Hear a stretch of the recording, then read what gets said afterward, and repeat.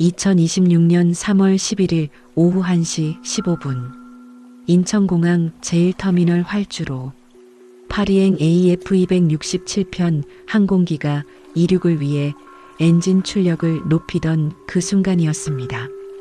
거대한 기체가 활주로를 질주하려던 찰나 비명이 터져 나올 듯한 급브레이크 소음과 함께 비행기가 멈춰 섰습니다. 긴급 회항입니다. 전 승객은 좌석 벨트를 매고 대기해 주십시오. 기내 방송은 비명에 가까웠고 승객들은 공포에 질려 서로를 바라봤습니다. 기체 결함인가? 테러인가? 웅성거림이 기내를 가득 채울 때 저 멀리 관제탑 쪽에서 파란 불빛을 내뿜는 경찰차와 구급차 대여섯 대가 비행기를 향해 무서운 속도로 달려오고 있었습니다. 비행기 문이 강제로 열리고 방탄복을 입은 공항 경찰대원들이 기내로 들이닥쳤습니다. 그들이 찾는 것은 단 한 사람. 12A 좌석에 앉아있던 전신마비 환자 이수연.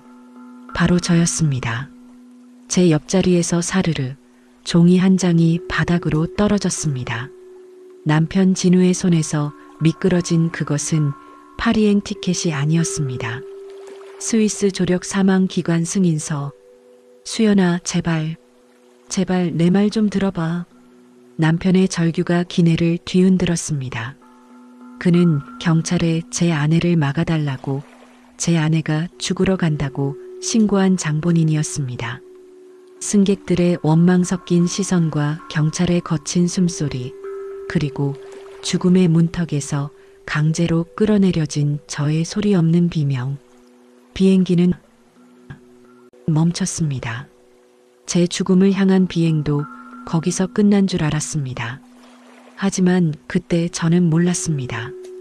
그 활주로 위에서 강제로 내려진 순간부터 제 진짜 삶이 비로소 다시 이륙하기 시작했다는 것을요. 오늘 들려드릴 이야기는 죽기 위해 떠난 여행길에서 다시 삶을 배달받은 어느 엄마의 처절하고도 아름다운 기록입니다. 저는 이수연이라고 합니다. 올해 43입니다. 2025년 이전까지 저의 일상은 아주 단순했습니다. 아침 6시에 일어나 아이들 밥을 차리고 중증 장애를 가진 첫째 준이의 기저귀를 갈고 어린이집 버스 앞에서 막내 손을 흔들어 배웅하고 오후엔 준이 재활 치료를 데려다주고 저녁엔 다시 아이들 셋의 저녁상을 차리는 것. 그게 저의 하루였습니다. 남편 진우는 성동구에 있는 작은 설비 업체에 다녔습니다. 월급이 넉넉하진 않았지만 우리 가족 넷이 뚝섬 근처 빌라 2층에서 오순도순 사는 데엔 부족하지 않았습니다. 준이 병원비가 매달 빠져나가도 남편은 한 번도 표정이 흐트러지지 않았습니다. 수연아, 고생이 많지? 퇴근길에 꽃집에서 사온 1,000원짜리 거베라 새송이를 내밀며 하던 말이 아직도 귀에 남습니다. 마트 장바구니에 걸려 구겨진 거베라였지만 저는 그게 세상에서 제일 예쁜 꽃이라고 생각했습니다. 그 꽃다발이 테이블에 꽂혀 있던 어느 봄 저녁, 저는 냄비 앞에서 갑자기 어지러움을 느꼈습니다. 피곤해서 그런가? 저는 그렇게 생각하며 개수대 손잡이를 잡았습니다. 그런데 그 다음 순간 제 귀에 들린 것은 깨진 접시 소리였습니다. 그게 제 마지막 기억입니다. 그날 남편이 사온 거베라 새송이는 이틀 후 병원 중환자실 입구 쓰레기통에 버려졌습니다. 시든 꽃은 면회가 허락되지 않기 때문이었습니다. 하지만 저는 그 꽃이 어디에 버려졌는지 오랫동안 몰랐습니다. 나중에야 남편이 고백했습니다. 그냥 버렸어. 어쩔 수 없었어. 그 말을 들었을 때 저는 이상하게도 울지 않았습니다. 이미 너무 많은 것들이 어쩔 수 없이 버려진 후였으니까요. 뇌출혈이었습니다. 골든타임을 놓쳤습니다.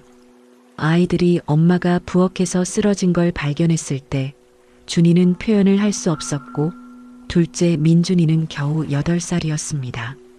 민준이가 119에 전화를 걸었다는 걸 나중에 알게 되었습니다. 그 아이는 수화기 너머에서 떨리는 목소리로 주소를 말했다고 합니다. 어떻게 주소를 외우고 있었냐고 남편이 물었더니 민준이는 아빠가 가르쳐줬잖아 라고 했습니다. 저는 중환자실에서 깨어났을 때 내 몸이 내 것이 아니라는 것을 알았습니다. 눈동자만 움직일 수 있었습니다. 의사 선생님이 제 눈앞에 앉아 말씀하셨습니다. 이수연 씨, 제 말 들리시면 눈 한번 깜빡여 보세요. 저는 깜빡였습니다. 지금 상태는 전신마비입니다. 호흡은 기계가 보조하고 있고요. 손발은 물론이고 목 아래는 감각이 없으실 거예요. 선생님의 목소리는 나직하고 차분했습니다. 그분이 악인이 아니라는 건 압니다. 그저 수십 번 해온 그 선고를 그날도 해야 했던 것 뿐이겠지요. 저는 그날 밤 천장을 바라보며 생각했습니다. 나는 이제 끝났구나. 하지만 끝나지 않았습니다. 진짜 시련은 그 다음 날부터였으니까요. 집안에는 금방 약 냄새와 기계 소음이 가득 찼습니다. 흡인기, 산소 발생기, 침대 옆 특수 매트리스. 뚝섬 근처 빌라 2층은 점점 집이 아닌 다른 무언가로 변해갔습니다. 첫째 준이의 병원비와 제 간병비가 동시에 빠져나가기 시작했습니다. 남편은 설비업체에 다니면서도 밤마다 대리운전 앱을 켰습니다. 강남구 일대, 성수동, 건대 입구역 근처를 헤매며 새벽 2시, 3시까지 차를 모셨습니다. 돌아오면 충혈된 눈으로 샤워도 못하고 쓰러져 자다가 다시 6시에 일어나 아이들 밥을 차리더군요. 저는 그 모습을 눈동자로만 바라보았습니다. 나는 짐이다.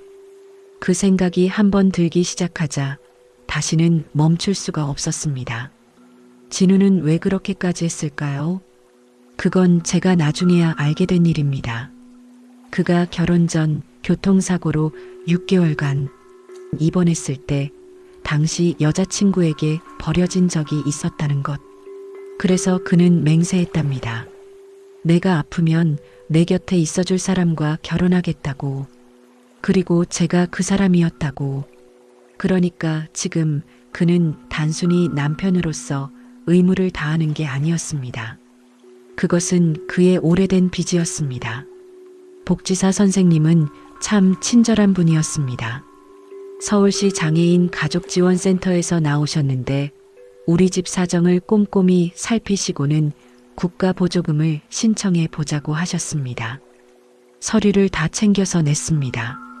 남편이 새벽 2시까지 앉아서 작성한 서류들이었습니다. 그런데 결과는 탈락이었습니다. 가구 소득이 기준을 초과했습니다. 남편의 대리운전 수입이 우리를 기초생활수급자에서 밀어냈습니다. 복지사 선생님이 다시 찾아오셨습니다. 커피 한 잔을 탁자에 올려놓으시고는 망설이다가 말씀하셨습니다. 이수연 씨, 드릴 말씀이 있는데 조심스럽긴 한데요. 저는 눈으로 말씀하세요를 표했습니다. 법적으로 이혼을 하시면 이수연 씨 혼자 기초생활수급자 신청이 가능합니다. 그러면 의료급여 일종으로 전환돼서 치료비 부담이 많이 줄어들고 아이들 급식비 지원도 가능하거든요. 선생님은 그것이 제도의 허점이라고 하셨습니다. 하지만 덧붙이셨습니다. 저는 이 방법을 쓰시라는 게 아니에요. 다만 그런 방법이 있다는 것만 말씀드리는 거예요. 선생님은 일어나시면서 가볍게 덧붙이셨습니다. 요즘엔 이런 경우가 꽤 있거든요. 서류상 이혼하고 실제로 같이 사는 경우. 살다 보면 다들 방법을 찾더라고요. 선생님은 악인이 아닙니다. 제가 압니다.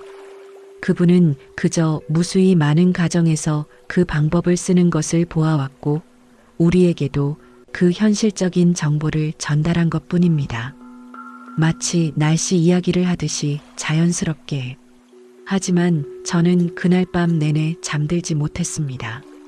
눈동자만 움직이는 제가 눈동자로 눈물을 흘리면서 제가 직접 이혼 이야기를 꺼낸 건 복지사 선생님이 다녀가신 지 사흘 뒤였습니다.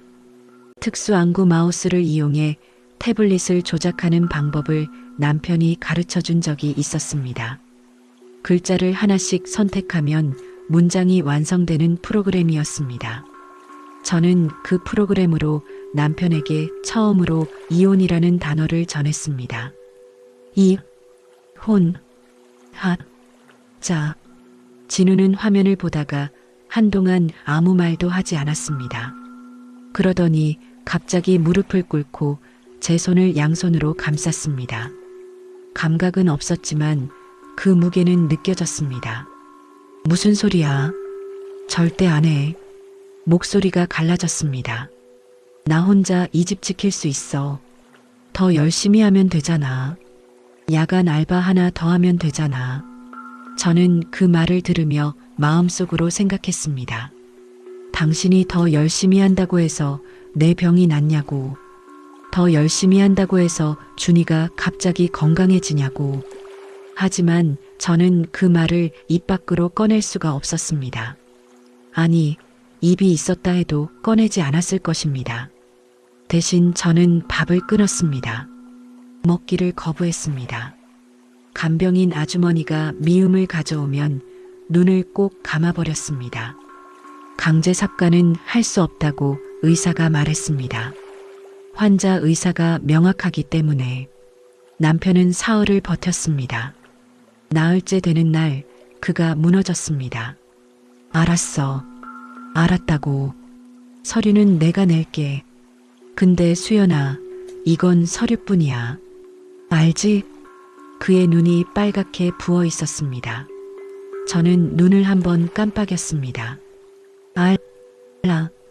그 단어가 우리 사이에서 가장 슬픈 내였습니다. 법원으로 향하는 차 안에서 남편은 라디오를 켰습니다. 마침 트로트 채널에서 흘러나온 노래가 당신이 좋아였습니다. 남편이 조용히 라디오를 껐습니다. 대신 제가 결혼 전 좋아하던 이선희의 인연을 흥얼거렸습니다. 어긋나게, 박자도 맞지 않게. 저는 그걸 들으면서 생각했습니다. 이 사람은 지금 이 상황에서도 나를 웃기려 하고 있구나. 그리고 저는 눈물을 흘렸습니다. 그게 이혼하러 가는 길의 전부였습니다.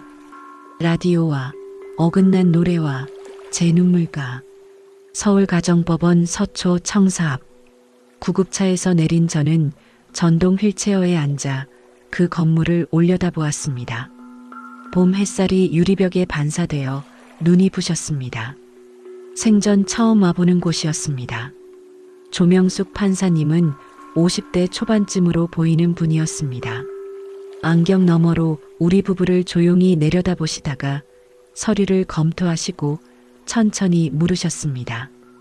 이수연 씨, 이 이혼에 자의로 동의하십니까? 저는 눈을 한번 깜빡였습니다. 다시 한번 여쭤볼게요. 강요받지 않고 본인의 의지로 이혼에 동의하십니까? 다시 한번 깜빡였습니다. 판사님이 펜을 들었습니다. 그리고 잠시 멈추셨습니다. 5초, 10초. 그분이 혼잣말처럼 낮게 말씀하셨습니다. 제가 지금껏 판사 생활 20년을 했는데 이것이 가장 슬픈 이혼이군요. 판결문이 완성되었습니다. 법적으로 남남이 된 그 순간 저는 남편의 손을 놓을 수가 없었습니다. 감각은 없었지만 손가락 하나라도 움직이고 싶었습니다. 움직이지 않았습니다. 진우가 먼저 손을 놓았습니다. 그리고 다시 잡았습니다. 여보, 미안해. 판사님이 자리를 피해 주셨습니다. 이혼 이후 저는 기초생활수급자가 되었습니다. 의료급여 일종 전환, 아이들 학교 급식비 지원, 에너지 바우처, 복지사 선생님이 정리해준 혜택들이 하나씩 적용되기 시작했습니다. 간병인 비용도 절반 이상 줄었습니다. 이상한 일이었습니다. 이혼을 했더니 살림이 나아졌습니다. 저는 그 역설이 너무나 쓸쓸해서 이불 속에서 혼자 웃었습니다. 아무도 모르게. 이혼 후 몇 주가 지났을 무렵 동네 슈퍼마켓에 다녀온 진우가 들어오면서 봉지를 내려놓고는 아무 말도 하지 않았습니다. 저는 눈으로 물었습니다. 그가 잠시 후 말했습니다. 슈퍼 사장님이 이혼하셨냐고 물어봤어. 그러더니 덧붙였습니다. 그러면서 좋은 여자 있으면 소개해 줄 수 있다고. 저는 그 말을 들으며 눈을 감았습니다. 슈퍼 사장님은 우리 가족이 거기서 5년 가까이 장을 봐온 분이었습니다. 명절이면 음료수 한 캔씩 쥐어주시던 그분이 나쁜 분이 아니라는 걸 압니다. 그저 이혼한 남자에게는 새 출발이 당연하다고 그렇게 생각하셨겠지요. 세상이 그런 것이니까요. 하지만 그날 밤 저는 안구 마우스로 한 문장을 썼다가 지웠습니다. 나는 아직 여기 있겨. 지웠습니다. 그 문장을 누구에게 보내야 할지 몰랐으니까요. 또 이런 일도 있었습니다. 민준이가 친구 엄마 차를 얻어 타고 오던 날의 일입니다. 친구 엄마가 민준이를 내려주면서 진우에게 말했다더군요. 진우 씨, 아이들이 너무 어려운 환경에 있는 거잖아요. 민준이 혹시 공부반 같은데 보낼 생각 없어요? 이런 애들은 환경이 중요하거든요. 이런 애들이라는 말. 진우는 감사합니다. 한번 알아볼게요라고 했다더군요. 그날 저녁 민준이가 밥 먹으면서 물었습니다. 아빠, 나 이런 애야? 진우가 젓가락을 내려놓았습니다. 야, 너는 그냥 민준이야. 아이는 그 대답이 마음에 들었는지 밥을 계속 먹었습니다. 저는 그 짧은 대화를 들으면서 우리 가족이 이 세상에 단단히 발을 딛고 있다는 걸 느꼈습니다. 이혼 사실이 동네에 알려졌습니다. 어느 날 간병인 아주머니가 오시더니 아무렇지 않게 말씀하셨습니다. 수연 씨, 근데 진우 씨랑 이혼한 거 맞죠? 어제 편의점 앞에서 봤는데 맥주를 마시고 있더라고요. 뭐? 환자 돌보다 보면 지치잖아요. 저는 눈동자로 대답하는 척하며 눈을 감아버렸습니다. 같은 빌라 202호 아주머니는 남편한테 이런 말씀을 하셨다더군요. 진우 씨, 재혼 생각 없어요? 아이들도 셋이나 있는데 엄마가 있어야지. 요즘 좋은 분들도 많던데. 진우는 예, 감사합니다라고만 했다더군요. 그 아주머니는 악인이 아니었습니다. 그저 진심으로 걱정해서 한 말이었을 것입니다. 세상 모든 사람들이 우리 사정을 알 수는 없으니까요. 하지만 그 말을 전해 들은 저는 그날 밤 안구 마우스를 켜고 한 문장을 써놓았다가 지웠습니다. 나는 이미 죽은 사람이다. 처음 몇 달은 진우가 제 앞에서 절대로 울지 않았습니다. 간병인 아주머니가 퇴근하고 나면 혼자 아이들 재우고 제 기저귀를 갈고 흡인기를 체크하고 다음 날 준비를 하고 모든 것을 아무렇지 않은 표정으로 했습니다. 그러다 제가 이혼 이야기를 꺼내기 직전에 어느 밤 저는 그가 주방에서 혼자 앉아 있는 것을 봤습니다. 아이들은 자고 있었고 제 방문이 반쯤 열려 있었습니다. 불을 끈 주방에서 그가 냉장고에 등을 기대고 앉아 있었습니다. 소리가 없었습니다. 한참 후에야 그가 손등으로 눈 아래를 쓱 닦는 것을 보았습니다. 저는 그것을 못 본 척했습니다. 그것이 제가 그에게 해줄 수 있는 유일한 배려였습니다. 그 사람도 무너지고 있었습니다. 다만 저 앞에서는 무너지지 않으려 했을 뿐이었습니다. 나는 지금도 그 밤의 주방을, 그의 뒷모습을 기억합니다. 그날 저녁 간병인 아주머니가 리모컨을 틀어두고 가셨습니다. EBS 다큐 채널에서 프로그램이 나오더군요. 스위스, 취리 근처의 작은 도시, 흰 벽에 조용한 집, 아름다운 정원, 조력 사망을 선택한 한 여성의 이야기였습니다. 말기암을 선고받은 70대의 그분은 가족들이 둘러앉은 자리에서 마지막으로 베토벤 음악을 들었습니다. 그리고 의사가 준비한 약을 스스로 삼켰습니다. 눈을 감았습니다. 가족들이 울었습니다. 하지만 그분은 웃으면서 저는 그 장면을 보며 한참 동안 아무 생각도 하지 못했습니다. 그러다 한 가지 생각이 떠올랐습니다. 나만 사라지면 이 모든 고통이 끝날까? 그 생각이 떠오른 배경에는 또 하나의 사건이 있었습니다. 이혼 후 얼마 지나지 않아 첫째 준이의 담당 의사 선생님이 면담을 요청하셨습니다. 진우 씨, 준이 상태가 요즘 조금 불안정합니다. 폐 기능이 떨어지고 있어요. 적극적 치료를 계속할 것인지 아니면 편안하게 모실 것인지 가족분들이 결정을 해주셔야 해요.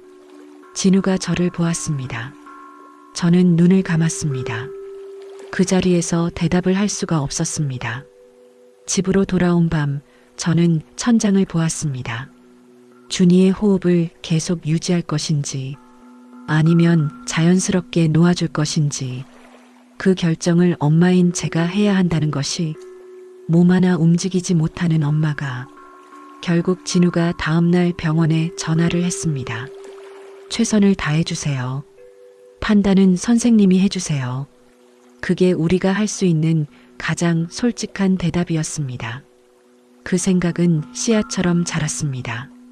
밤마다 저는 안구 마우스로 검색을 했습니다. 스위스 조력 사망, 외국인 가능 여부, 기관 목록, 신청 조건, 페가소스라는 기관의 이름을 알게 된 것도 그때였습니다. 저는 3시간에 걸쳐 한 글자씩 눌러가며 메일을 썼습니다. 저는 한국의 전신마비 환자입니다. 저는 엄마입니다.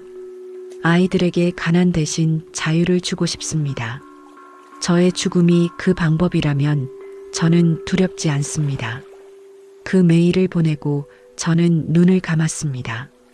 새벽 4시였습니다. 이틀 뒤 답장이 왔습니다. 제목에 2단어만 있었습니다. 그린라이트. 저는 남편에게 여행을 제안하면서 마음속으로 준이 생각을 했습니다. 내가 가고 나면 준이는 어떻게 될까?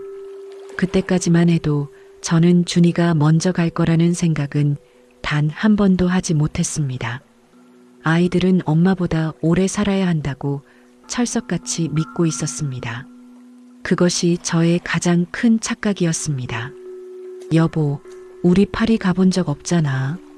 안구 마우스로 그 문장을 완성하는데 20분이 걸렸습니다. 진우는 화면을 보고 눈을 크게 떴습니다. 파리? 수연아, 갑자기 무슨? 딱 한 번만 가보자. 진우의 표정이 달라졌습니다. 그 사람은 그 말이 제게 생의 의지가 생긴 것이라 믿었습니다. 회복하고 싶어서 여행을 가고 싶다고 그는 그렇게 생각했습니다. 그날부터 그는 여행 경비를 마련하기 위해 뛰었습니다. 은행에는 이미 대출이 꽉 차 있었습니다. 그는 어린 시절부터 모아온 야구 카드 컬렉션을 중고 사이트에 올렸습니다. 롯데 자이언츠 원년 멤버 사인 카드, 고 최동원 선수 사인볼, 그것들을 파는 걸 한 번도 생각해 본 적 없었을 텐데 그 물건들이 팔려나가는 알림을 그의 핸드폰에서 보면서 저는 눈을 감았습니다. 출국 나흘 전 밤 저는 아이들에게 편지를 썼습니다. 민준이에게, 막내 할인이에게 각각 따로. 편지를 쓰는 데는 이틀이 걸렸습니다. 밤마다 2~3문장씩. 그리고 유서를 썼습니다. 남편에게 진우야, 미안해. 나는 돌아오지 않을 거야. 이건 포기가 아니야. 나는 그냥 너무 지쳐서 이제 쉬고 싶어. 아이들 잘 부탁해. 그리고 고마워. 나를 사랑해줘서. 유서를 베개 밑에 접어 넣었습니다. 손이 없으니 입으로 눌렀습니다. 출국 당일 아침 우리는 일부러 준이 병원에 먼저 들렀습니다. 강북구에 있는 어린이 재활병원. 준이는 이미 한 달째 입원 중이었습니다. 상태가 지난 달보다 조금 나빠진다고 의사가 말했지만 저는 그 말을 마음에 담아두지 않으려 했습니다. 준이 병실에 들어서자 아이가 저를 알아보았습니다. 중증 장애가 있어도 엄마는 알아보더군요. 눈이 빛났습니다. 저는 휠체어 채로 침대 옆으로 다가갔습니다. 준이의 눈과 제 눈이 마주쳤습니다. 준이야, 엄마 다녀올게. 저는 그 말을 안구 마우스로 화면에 띄워 진우가 읽어주게 했습니다. 하지만 저는 화면이 아니라 준이의 눈을 보고 있었습니다. 엄마가 마지막으로 하는 인사라는 걸 준이는 몰랐을 것입니다. 저는 그걸 다행이라 생각했습니다. 그리고 그것이 또 하나의 착각이었습니다. 공항 가는 차 안에서 저는 창밖을 보았습니다. 성수대교를 지날 때 한강이 보였습니다. 4월의 한강은 봄볕 아래 잔잔했습니다. 벚꽃이 진 강변에 자전거 타는 사람들이 보였습니다.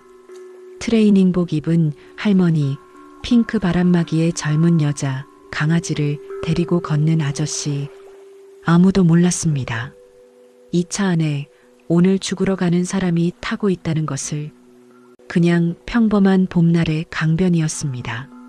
세상은 아무렇지 않게 돌아가고 있었습니다. 저만 혼자 다른 세상에 있는 것 같았습니다. 그 순간 진우가 물었습니다.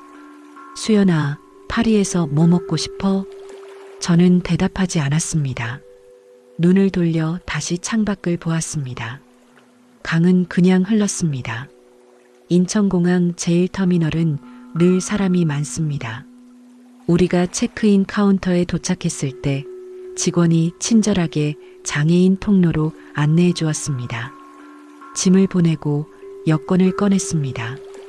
이수현 파리샤를 드골 공항 행편도. 진우의 것은 왕복이었습니다. 직원은 티켓을 확인하면서 잠깐 멈칫했습니다. 편도와 왕복이 나뉜 것을 보고는 곧 미소 지으며 말했습니다. 혹시 돌아오시는 날이 다른가요? 진우가 말했습니다. 아, 네. 아내가 오래 있다 오려고요. 직원은 아, 그렇군요. 좋은 여행 되세요라고 했습니다. 그리고 다음 손님을 맞이했습니다. 그게 그분의 일이었으니까요. 저는 그 순간을 지금도 생생히 기억합니다. 아내가 오래 있다 오려고요. 진우는 자신이 한 말의 의미를 몰랐겠지요. 하지만 저는 그 말이 폐부를 찌르듯 들렸습니다. 그렇습니다. 저는 오래 있다 오는 게 아니라 오래 있다 이곳으로 돌아오지 않을 참이었으니까요. 탑승 수속을 마치고 게이트 앞에 앉았습니다.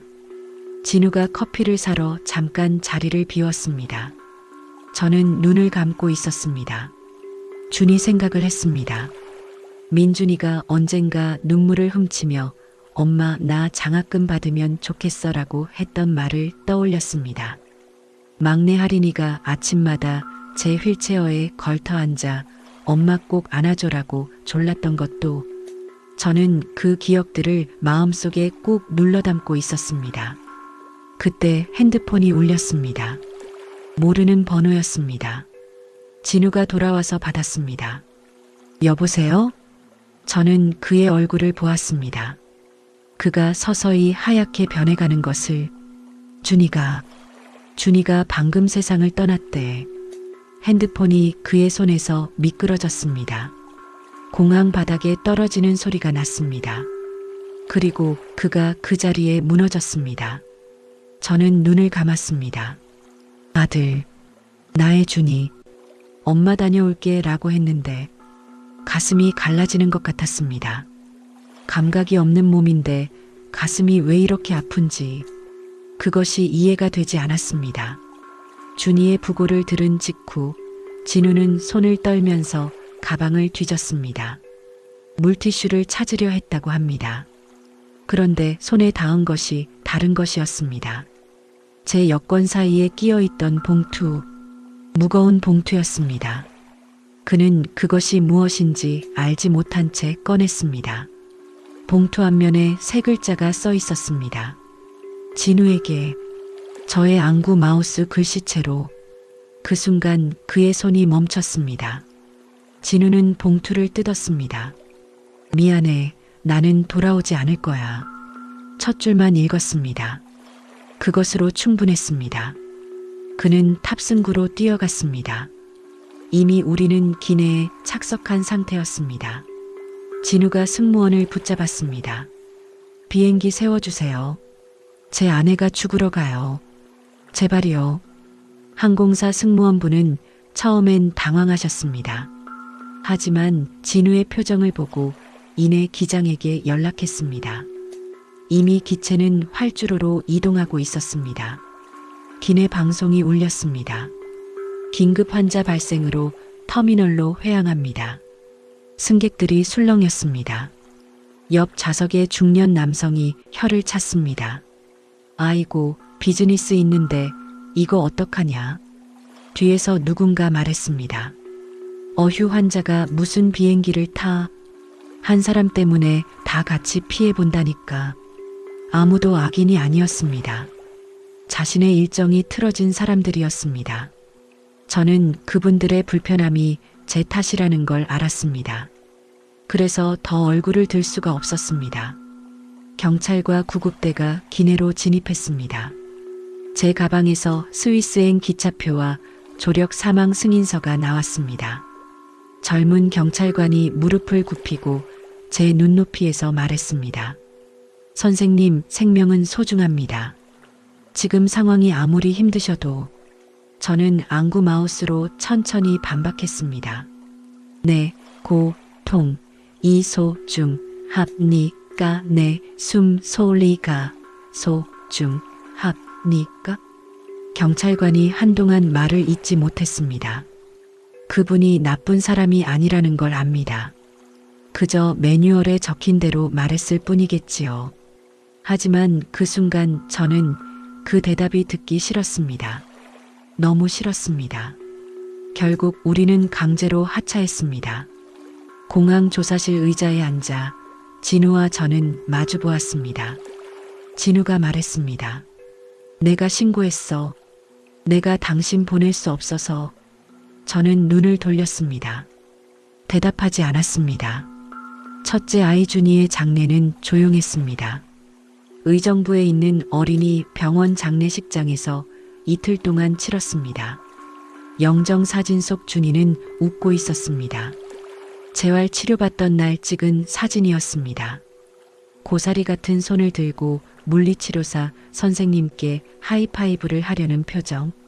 저는 그 사진 앞에서 눈물이 나오지 않았습니다. 이미 다 말라 있었습니다. 진우가 영정 앞에 엎드렸습니다. 동서가 조용히 말했습니다. 형부, 근데 준이는 이제 안 아프잖아요. 사실 이게 더 나을 수도 있지 않아요? 그 말을 한 동서는 악인이 아닙니다.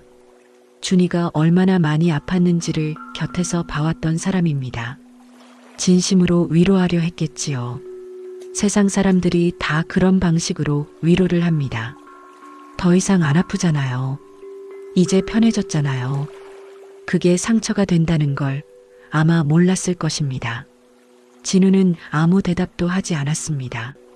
저는 영정 사진 속 준이를 바라보다가 안구 마우스로 한 문장을 썼습니다.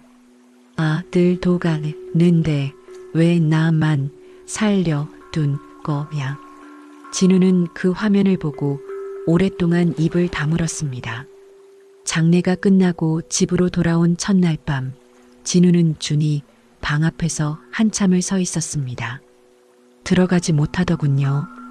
그 방에 준이의 특수 보조의자와 감각 자극 장난감들이 그대로 남아 있었으니까요. 저는 그날 밤 진우에게 말했습니다. 들어가지 마. 그가 물었습니다. 왜? 나 중에 갓 이들 가자. 진우는 그 말을 오래 바라보다가 고개를 끄덕였습니다. 그것이 제가 처음으로 나중이라는 말을 쓴 순간이었습니다. 준이 사후 이상한 일들이 연이어 일어났습니다. 먼저 우리 사연이 뉴스에 났습니다. 누군가 공항 조력 사망 저지 사건을 제보했고 방송국 취재팀이 연락을 해왔습니다. 저는 처음엔 거절했습니다. 진우도 마찬가지였습니다.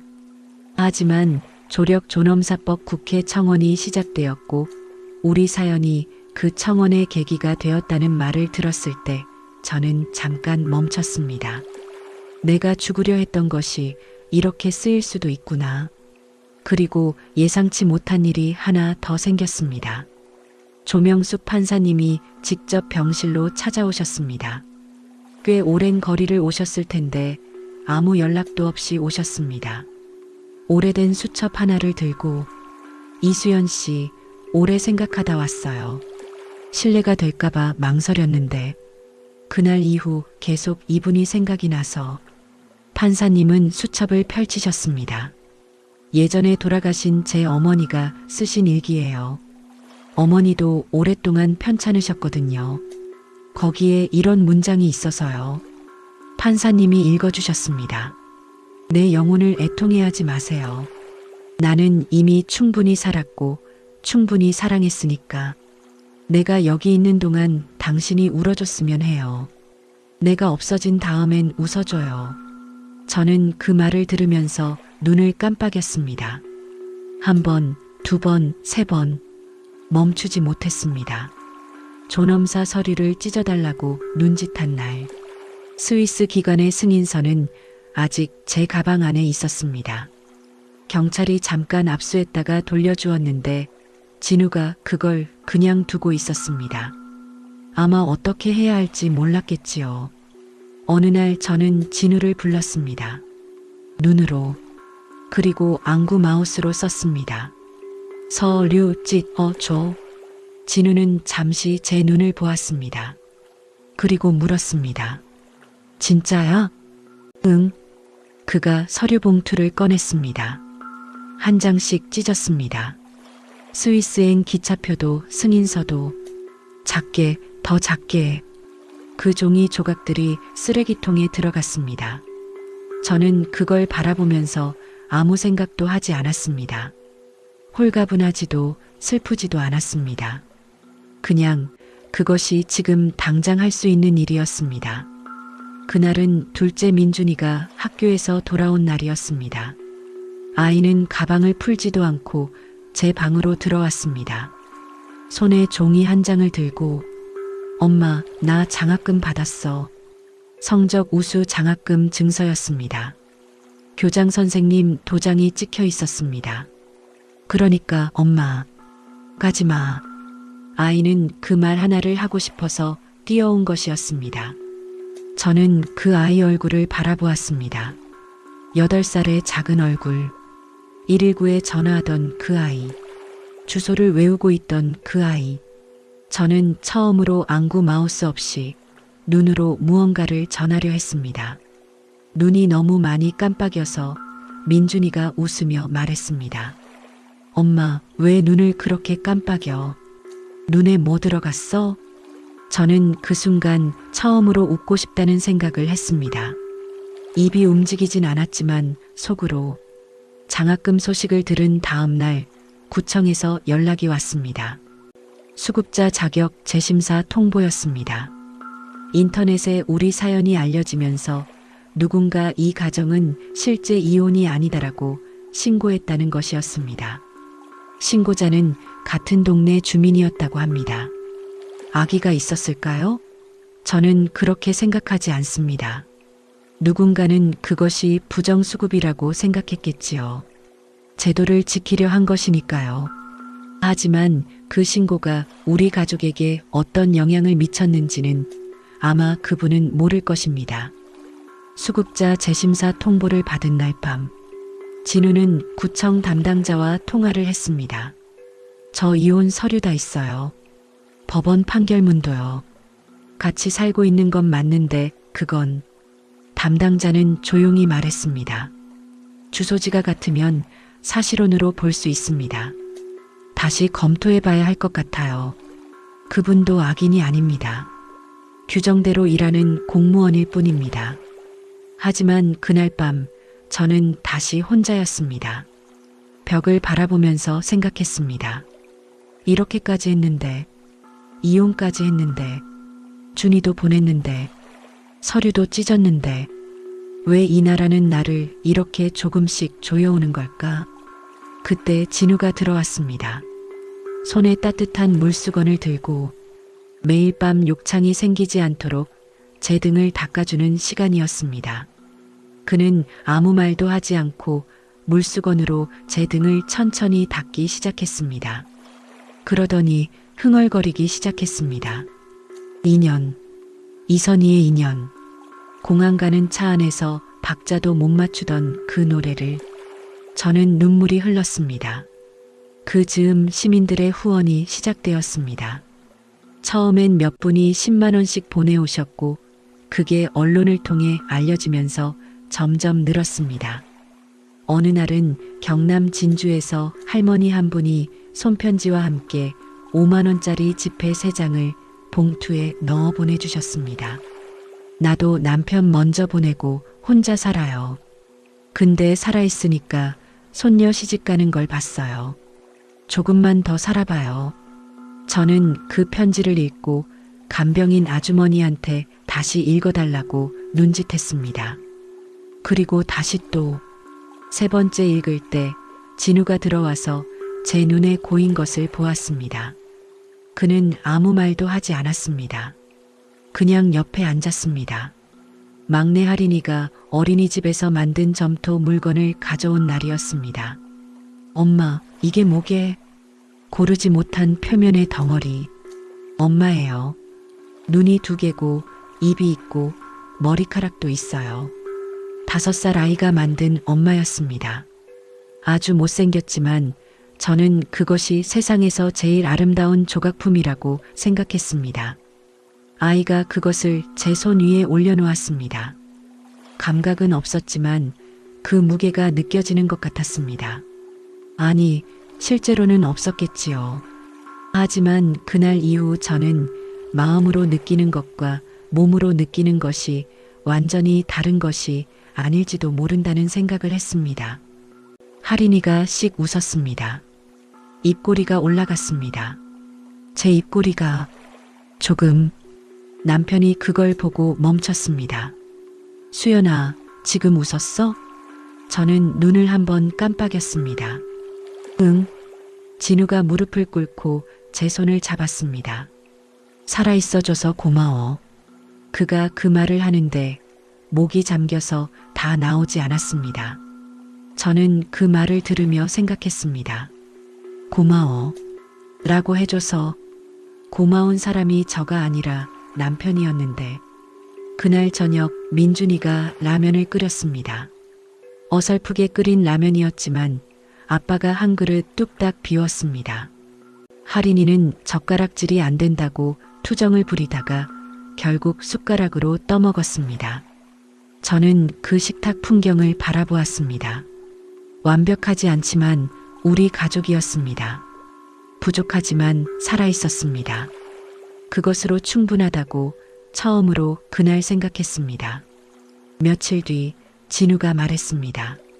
수연아, 나 오늘 202호 아주머니 만났는데 저는 눈으로 모래를 표했습니다. 재혼하라던 그 아주머니 오늘 나한테 미안하다고 하더라. 수연이 아직 살아있는 거 몰랐다고. 아직 살아있는 거 몰랐다고. 저는 그 말을 한참 되씹었습니다. 이웃이 저를 이미 죽은 사람으로 생각했다는 것이, 그래서 재혼을 권했다는 것이, 그리고 지금 살아있다는 걸 알고 미안하다는 것이 아기가 없었습니다. 그저 전신마비 환자는 오래 살지 못한다고 생각했겠지요. 그리고 저도 그렇게 생각했으니까요. 그런데 지금 저는 살아있었습니다. 바보 같은 일입니다. 죽으려고 비행기까지 탔던 내가 이웃에게 이미 죽은 사람 취급을 받다가 살아있다는 걸 알리게 될 줄은. 저는 혼자 쓴웃음 지었습니다. 눈으로 5월이 되었습니다. 남편이 어느 날 제게 물었습니다. 수연아, 준이 납골함 수목원에 모시는 거 어떻게 생각해? 준이가 나무랑 꽃 좋아했잖아. 저는 잠깐 생각했습니다. 좋아. 고양시 외곽의 수목원형 자연장 시설이었습니다. 우리는 그날 가족 넷이서 갔습니다. 저와 진우, 민준이, 할인이, 준이의 작은 납골함을 품은 채 수목원에는 갓피기 시작한 철쭉이 있었습니다. 연분홍, 진분홍, 단체 소풍 온 유치원 아이들이 한쪽에서 선생님 뒤를 졸졸 따라가고 있었습니다. 준이가 다니던 특수학교 아이들도 저런 소풍을 갔겠지. 저는 그런 생각을 했습니다. 준이가 묻힌 나무 앞에서 민준이가 말했습니다. 형아, 나무 되어서도 잘 자라. 할인이는 꽃 한 송이를 꺾으려고 했습니다. 진우가 말렸습니다. 할인이는 왜요? 라고 물었습니다. 진우가 말했습니다. 꽃은 땅에 있어야 더 예뻐. 할인이는 고개를 갸웃하더니 꽃 옆에 쪼그려 앉아 한참을 들여다보았습니다.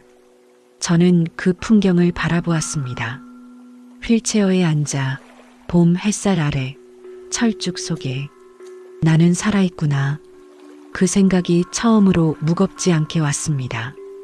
그날 수목원을 나오면서 진우가 제게 물었습니다. 수연아, 다음엔 어디 가고 싶어? 저는 한참 생각하다가 안구 마우스로 대답했습니다. 바다. 진우가 웃었습니다. 오랜만에 보는 웃음이었습니다. 바다? 어디 바다? 어디든. 어디든. 그게 중요한 게 아니었습니다. 중요한 건 다음이 생겼다는 것이었습니다. 저에게도 우리 가족에게도. 지금 2026년 가을, 저는 아침 6시에 눈을 뜹니다. 창밖에서 비둘기 소리가 납니다. 성북구 장이동으로 이사 온 지 2달이 되었습니다.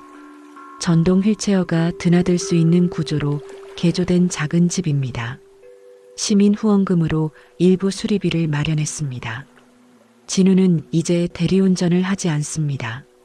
낮에는 설비 일을 하고 저녁엔 돌아와서 아이들 밥을 차립니다. 제 욕창을 닦아줍니다. 가끔은 이선희 노래를 흥얼거리다가 제 눈과 마주치면 멋쩍게 웃습니다. 저는 지금도 눈동자만 움직일 수 있습니다. 하지만 요즘은 그 눈동자로 하고 싶은 말이 많아졌습니다. 국회에서 조력 존엄사법 청원이 논의되고 있다는 소식을 들었습니다. 우리 사연이 단초가 되었다는 말도 들었습니다. 저는 그 법이 통과되길 바라기도 하고 아니기를 바라기도 합니다. 왜냐면 만약 그 법이 있었더라면 저는 지금 없었을 테니까요. 그리고 준이를 수목원에서 기억하는 오늘도 민준이의 장학금 증서도 할인이의 못생긴 점토 엄마도 없었을 테니까요. 하지만 동시에 저는 압니다. 저처럼 고통받는 분들이 오늘도 어딘가에서 혼자 밤을 새우고 있다는 것을.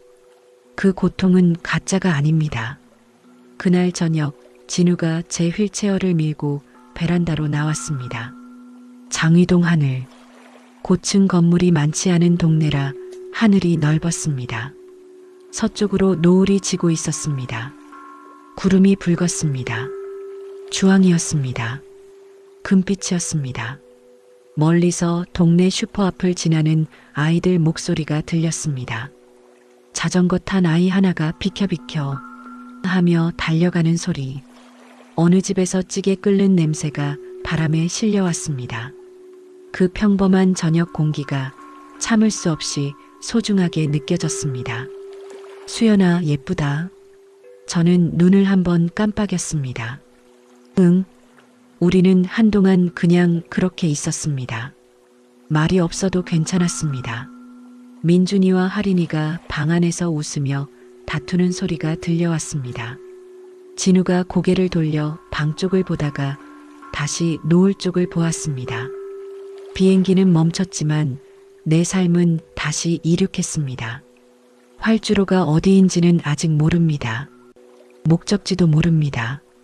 하지만 지금 이 노을 아래에서 남편의 손이 내 손 위에 얹혀 있고 집 안 어딘가에서 아이들 웃음소리가 들려오는 이 순간만큼은 살아있다는 것이 틀리지 않았습니다. 그것만은 분명했습니다. 여러분, 이 이야기를 끝까지 들어주셔서 감사합니다. 이 이야기는 여기에서 끝이 나지만 아직 우리가 나누지 못한 이야기가 하나 남아 있습니다. 만약 당신이라면 그 비행기 안에서 어떤 선택을 했을까요? 남편 진우처럼 막았을까요? 아니면 수연 씨처럼 한 번은 가보려 했을까요? 생명의 무게와 고통의 무게 앞에서 어느 쪽이 더 소중하다고 말하는 것이 우리에게 가능한 일일까요? 여러분의 생각이 궁금합니다. 댓글로 한마디만 남겨주세요. 그 한마디가 지금 이 순간 어딘가에서 혼자 밤을 새우고 있는 누군가에게 닿을지도 모릅니다.